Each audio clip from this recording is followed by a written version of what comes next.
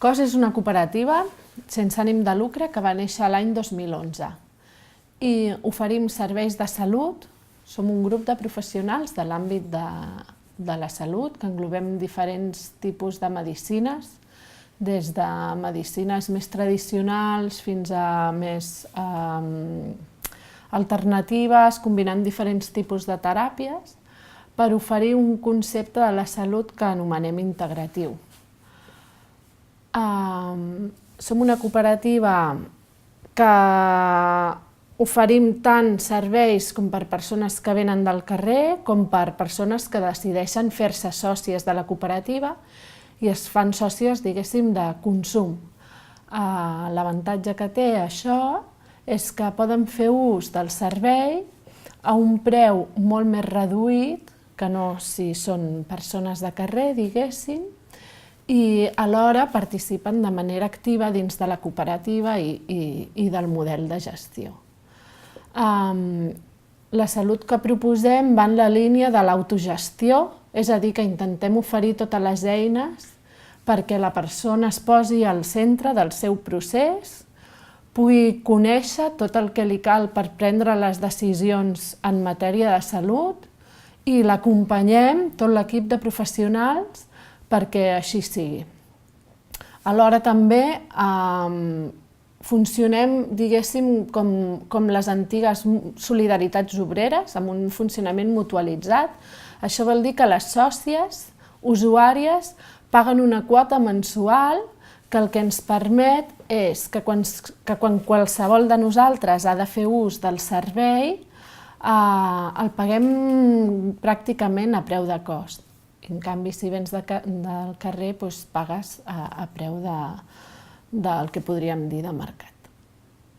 COS va néixer ara fa 7 anys amb la voluntat d'oferir aquest tipus de servei que consideràvem que no quedava del tot cobert per les propostes que hi ha tant en l'àmbit de la sanitat pública com en la sanitat privada. Entenem que de la salut en cap cas se'n pot fer un negoci i intentant aportar això que vèiem que potser mancava en el sistema de salut públic. Vam començar amb un grup més o menys reduït de persones professionals i de seguida es van sumar al projecte algunes famílies sòcies, usuàries, que van permetre crear aquest primer nucli inicial i començar a desenvolupar l'activitat. L'activitat anava des de maternitat i criança, amb una àrea bastant potent de maternitat i criança, però també salut general. I així s'ha anat creixent, s'ha anat consolidant aquestes diferents àrees de salut amb diferents tipus de serveis i fins avui, que portem 7 anys, que hem consolidat un grup de persones sòcies usuàries important que permet sostenir el projecte i alhora hem incorporat més professionals. Avui som gairebé una trentena, algunes sòcies de la cooperativa, altres col·laboradores, però hem aconseguit consolidar el projecte i esdevenir una mica referent en el model de salut cooperativa que proposem. A COS, com hem dit, portem 7 anys treballant en aquest projecte. Ara és el moment que ens plantegem de fer el salt i al juliol del 2018 entrarem en un altre local més gran. Aquest procés de creixement portem 2 anys treballant-lo. Va ser el 2015 aproximadament quan vam deixar de tenir pèrdues degudes a que aquest model de salut que necessitàvem havíem de comptar amb molts professionals, tant si hi haguessin sòcies o no, o usuàries o no, perquè el model de salut engloba totes les teràpies, treballar-les conjuntament. Per tant, el 2015 deixem de tenir pèrdues i ens podem centrar en pensar què volem fer a més. També aquest any, entre el 2014 i el 2015, comencem a incrementar el número de sòcies i usuàries també, gent que no és sòcia però que igualment es visita COS o fa ús del servei. I llavors ens comencem a plantejar com voldríem fer un creixement, cap a on volíem anar. La idea és començar a treballar-ho, a Barcelona Activa, Mireia, fem el camí a la solidesa i això ens permet posar-hi una mica més d'energia en aquest canvi i en aquest procés de canvi. Una de les opcions que ens plantegem és o deslocalitzar, sortir de Barcelona, deixar cos a Gràcia i obrir pas a Granollers, a la Garriga, surten diferents oportunitats, o una altra opció seria fer un creixement a Barcelona més gran, canviar de local perquè el local és petit, ampliar professionals. Llavors, aquest procés dura aproximadament 2 anys. Tenim un acompanyament amb aquest procés de la solidesa que ens va molt bé per poder assentar-nos i començar a treballar des de les 11 sòcies que érem en aquell moment, doncs poder començar a planificar-ho bé. La idea és que ha sigut un procés de 2 anys, una cosa llarga perquè primer ens havíem d'assentar tots i saber ben bé què volíem i plantejar diferents escenaris. Al final, les opcions de Granollers, de la Garriga, de fora Barcelona no acaben de sortir i ens adonem que potser el que ens calia era posar més força a Barcelona i ens hi llancem. En aquest procés arribem al Financop, que a última hora decidim de presentar-nos i fem un treball molt acurat, ja amb un plantejament molt estratègic de què voldríem d'aquí a 10 anys o 15 anys i com arribaríem fins aquí. I això ens dona molt peu per poder treballar en un cas pràctic. El fet de poder anar a Financop ens fa plantejar-nos-ho tot com si fos una realitat, diguem-ne. Llavors aquí ens sorgeixen molts dubtes entre totes nosaltres, hi ha diferents opcions i opinions i maneres de fer que hem hagut d'anar treballant i posant-nos d'acord i anar encaixant totes les peces diferents. I al final, doncs, decidim llançar-nos i fem el model que havíem fet en Financop, el reduïm a un terç i doncs passem al que seria el nou cos ara, que és gairebé el doble del que tenim ara. Tant com a espai com en voluntat de creixement de sòcies i usuàries, tant com el volum de treballadores, és un creixement gairebé el doble que en un principi tenim calculat en 5 anys. Per aconseguir-ho necessitem finançament i això és una cosa que ens ha costat molt, però el treball ha sigut molt maco realment, perquè el fet de poder treballar amb gent que et recolza del voltant fa i el fet d'haver d'explicar molt el projecte a molta gent diferent fa que a poc et vagis com empoderant i veient que allò a la gent li agrada i que no estem soles i que la gent confia en tu. Llavors això també és una cosa molt maca de fer, la gent aporta, opina i llavors hem aconseguit 290.000 euros entre títols participatius, un préstec participatiu i un préstec de FIARE. Aquest creixement ha estat un procés, no ha esdevingut sol i de cop, sinó que, com ha dit la Laura, l'hem treballat durant 2 anys gairebé i l'hem treballat des de l'Assemblea de Treballadores Sòcies.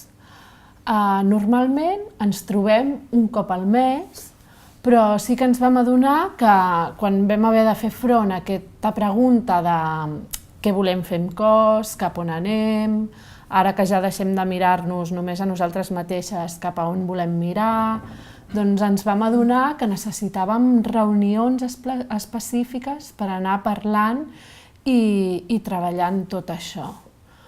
La presa de decisions a l'assemblea és per consens i això vol dir que sovint necessites espai i temps per madurar tot el que posem damunt la taula. Llavors, hem tingut facilitació de gent externa. Per exemple, arran del Camí de la Solidesa vam tenir un acompanyament en fer el pla estratègic d'aquest cos 2.0 que li vam anomenar.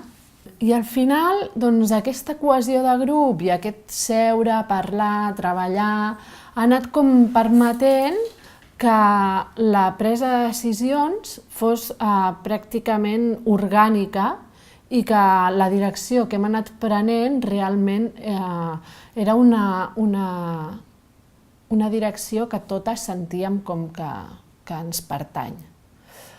En algun moment, potser, sí que hi ha hagut divisió d'opinió i això s'ha anat treballant, sobretot ho hem anat treballant internament i amb les eines que nosaltres mateixes tenim i que estem acostumades també a posar en pràctica pel funcionament mateix o perquè les treballem amb altres col·lectius. I sí que l'any passat vam tenir la facilitació de fil a l'agulla, que també ens va anar molt bé.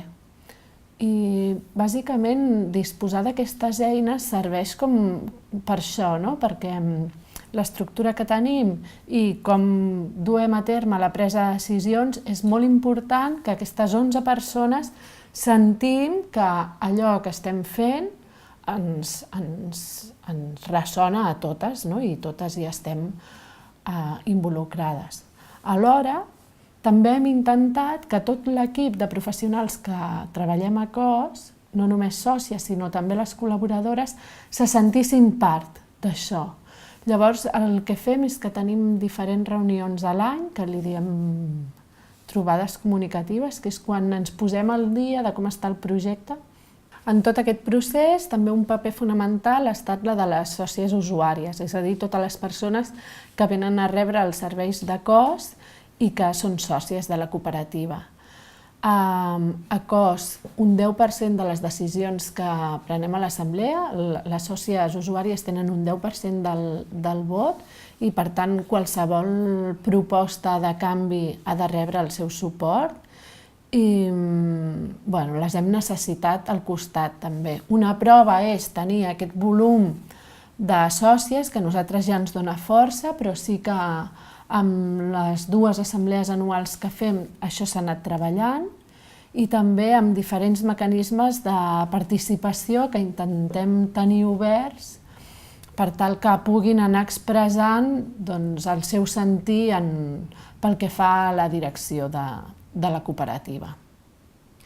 Els reptes que tenim ara no són fàcils, perquè en un procés de creixement sempre hem d'anar mantenint l'essència del que teníem. Per una banda, un dels reptes més importants és la participació de les persones usuàries que participen del projecte.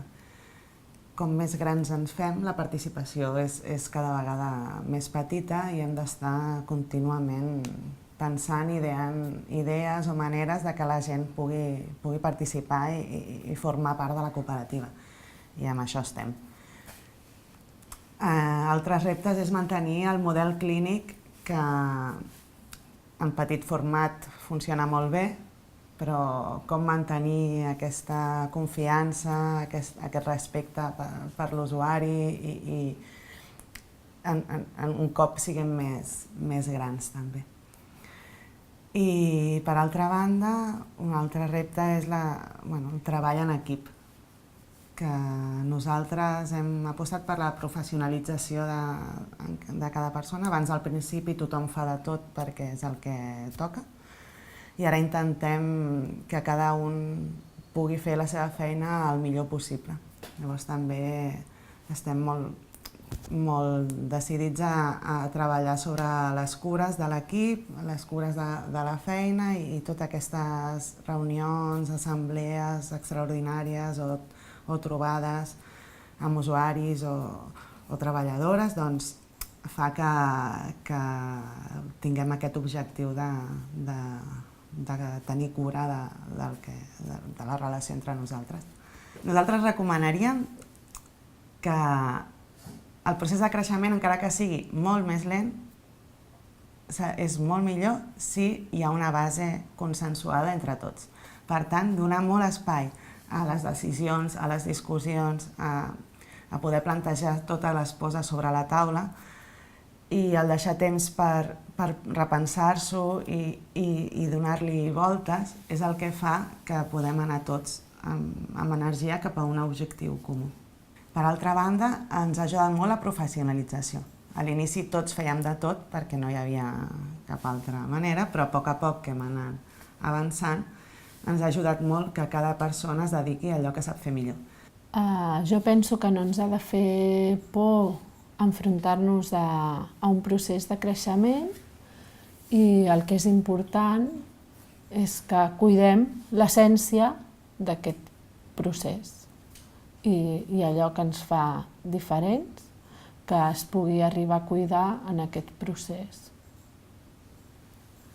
I el fet que hi hagi un creixement comporta que cada vegada s'hi suma més gent. Per tant, cada persona nova que ve aporta alguna cosa sempre. I llavors aquests aires que venen externs es fiquen en un grup de gent que porta molts anys treballant junts, fa sempre que sigui... sempre és bo. Sempre. Per tant, aquest creixement ens comporta a nosaltres un enriquiment, perquè venen més usuàries, venen més treballadores, venen més gent que fa créixer la idea. Llavors, vull dir, controlant totes les peces sempre és bo, un creixement, crec. I fas créixer l'alternativa, no? També. Fas créixer l'alternativa, exacte.